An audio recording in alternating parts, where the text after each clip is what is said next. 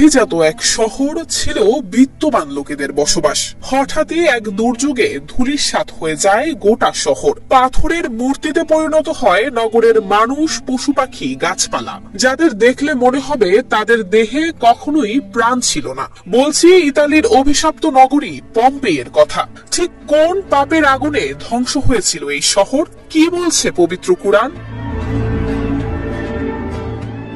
৭৪ খ্রিস্টাব্দের দিকে হিংস্রতা, ব্যভিচার, অবাধ যৌনতার মতো পাপাচারের অতল গহ্বরে ডুবেছিল খোদা বিমুখ পম্পেই অধিবাসীরা। হঠাৎই এক দুপুরে নেমে এলো খোদাই গজব। শহরের পাশে অবস্থিত ভিসুভিয়াস পর্বতের আগ্নেয়গিরিতে শুরু হয় বিরাট ধরনের অগ্নুৎপাত, যাতে দিনে দুপুরে মাত্র কয়েক মুহূর্তের ব্যবধানে অন্তত ৭৫ ফুট অগ্নি লাভা আর ছাই ভস্যের নিচে বিলীন হয়ে যায় পম্পেই শহর।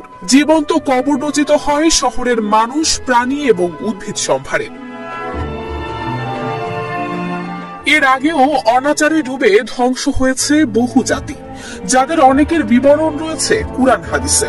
মহান আল্লাহ তাআলা পবিত্র কুরআনে বলেছেন, আমি ধ্বংস করেছি কত জনপদ যার অধিবাসীরা ছিল জালিম, এবং তাদের পরে সৃষ্টি করেছি অন্য জাতি।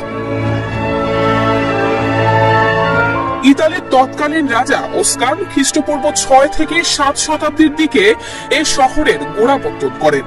এরপর ইউরোপে সংঘটিত বিভিন্ন পর্যায়ের যুদ্ধ বিগ্রহের মাধ্যমে খ্রিস্টপূর্ব ৮০ শতাব্দীর দিকে এই শহরটিতে রোমান সাম্রাজ্যের অধিকার প্রতিষ্ঠা হয়, আর সেখানে গড়ে ওঠে রোমান সাম্রাজ্যের অন্যতম শিল্প বন্দর। তখন থেকেই রোমানরা বসবাস শুরু করে এই শহরে। ক্রমান্বয়ে সেটি হয়ে ওঠে সমকালীন বিশ্বের অন্যতম বিত্ত বৈভব আর অভিজাত নগরী।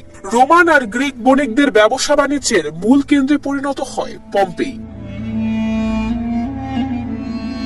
বাণিজ্য নগরীর পাশাপাশি ধীরে ধীরে সারা দুনিয়ার শ্রেষ্ঠতম বিনোদন নগরীর মর্যাদাও অর্জন করতে সক্ষম হয় এই শহর। সহায় সম্পদ আর বিত্ত বৈভবের কোনো অভাব ছিল না পম্পেইবাসীর। কিন্তু এত সব নিয়ামতের মধ্যে ডুবে থেকেও পম্পেইবাসী ভুলে গেল মহান স্রষ্টাকে। তারা লিপ্ত হলো নানান ধরনের অসামাজিক কার্যকলাপে। নিজেদের চিত্তরঞ্জনের জন্য উদ্ভাবন করলো ঘৃণ্যতম সব পন্থা। নিছক বিনোদনের জন্য জনসমাগম করে বিপুল জনতার সামনে তারা মানুষ এবং পশুতে, কখনো আবার মানুষে মানুষে যুদ্ধ বাঁধিয়ে দিত।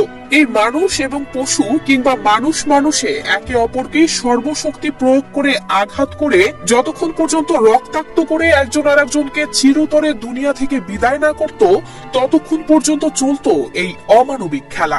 এমনই ঘৃণ্যতম বর্বরচিত সমাজ ব্যবস্থা যখন সেখানে মাথা চাড়া দিয়ে উঠল, তখনই নেমে এলো মহান স্রষ্টার ক্রোধের আগুন। জীবন্ত মমিতে পরিণত হলো অনাচার আর পাপাচারের অতলে নিমজ্জিত পম্পেই শহর।